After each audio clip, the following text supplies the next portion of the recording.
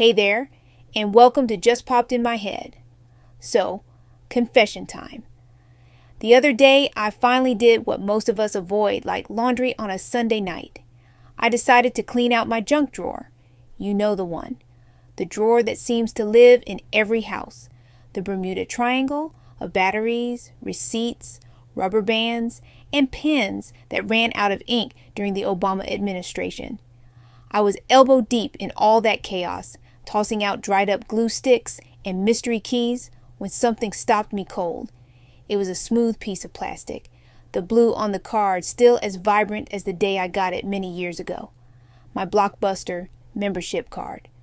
My name and card number still perfectly readable, like it had been waiting for me to find it again. And in that moment, I was gone. Pulled right back to Friday nights with my dad. We head to Blockbuster together, walking slowly down those aisles filled with VHS tapes and later DVD. We'd read the dramatic taglines, pick up boxes, laugh at the over-the-top cover art.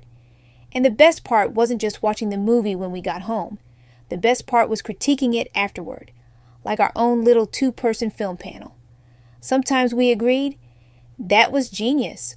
Or, wow, that was 90 minutes of our lives we'll never get back. Other times, we debated. And let me tell you, a 12-year-old arguing with her dad about cinematography. That's quality bonding. Right there. That card in my hand wasn't just plastic, it was a ticket. A ticket to memories. A ticket to connection. A ticket to a time when entertainment was less about algorithms recommending things and more about standing in a brightly lit store, arguing over which aisle to check one more time before making a decision. Now, of course, those stores are gone, except for the famous one in Bend, Oregon. More of a museum now than a rental place.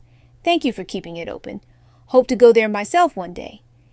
People travel there not to rent Die Hard 3, but to rent nostalgia, to buy t-shirts that say "Until the Bitter End," and to snap selfies in front of shelves that once held Friday nights. Holding that card made me think, why do we hang on to things like this? Why does a card that hasn't been useful in decades still spark something so powerful? And more importantly, what else are we holding on to in our lives? Old objects, old relationships, old habits, even old versions of ourselves. Things that maybe no longer serve us, but we can't quite let go. Humans are born to attach. Babies cling to caregivers. Kids cling to toys.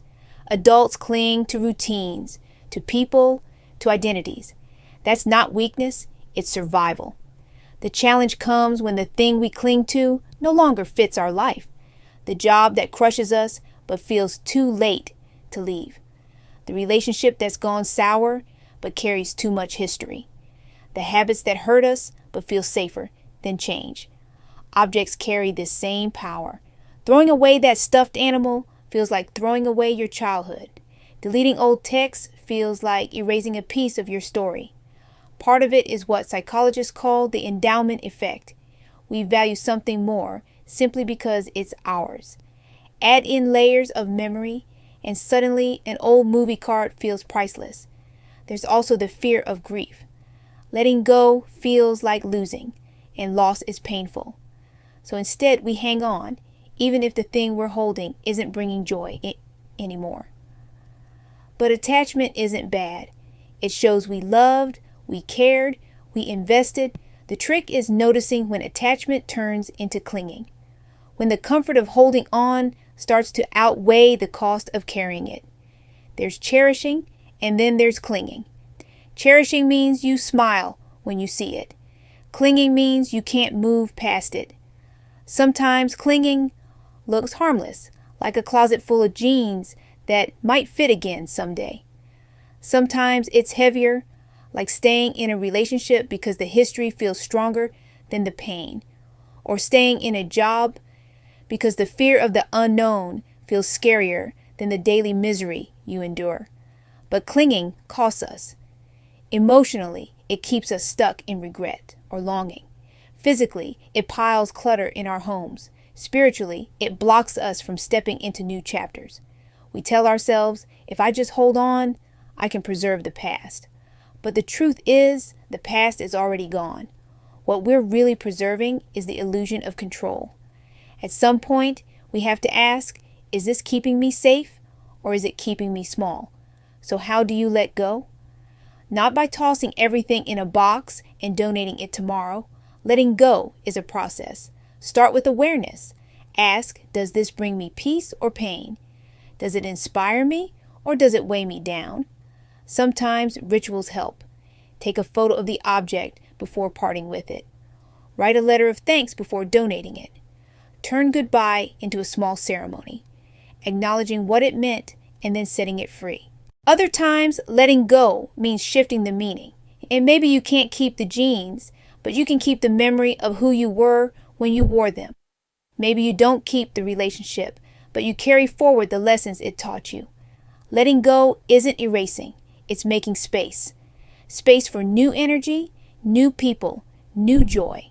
And yes, grief is part of it. Letting go hurts because it mattered, but on the other side of grief is freedom. Now here's the thing, letting go doesn't mean tossing everything. Balance is key. Keep the Blockbuster card if it makes you smile. Keep your grandmother's necklace. Keep your kids' first drawing. These are tokens of joy. The question isn't, should I let go of everything? It's what deserves space in my life. Think of it like a movie collection. You don't keep every movie you've ever seen. You keep the ones you love, the ones you'll actually rewatch. The rest you let go. That's balance, gratitude for what you keep, growth from what you release. So, do you still have your Blockbuster card? If you do, that's okay. Maybe it makes you grin, like a little passport to your past. And if you don't, that's okay too, because the real treasure isn't the card. It's the memory. Life is full of Blockbuster cards. Old friendships, jobs, places, versions of ourselves. Some worth keeping, some worth letting go. So maybe this week, as you're digging in your own junk drawer, literal or metaphorical, pause for a second. Ask, is this lifting me up or weighing me down? Either way, know this, it's human to hold on. It's wise to let go, and it's powerful to know the difference. Thanks for hanging out with me today and for listening to Just Popped in My Head. Until next time, take care, and maybe don't wait as long as I did to clean out that drawer.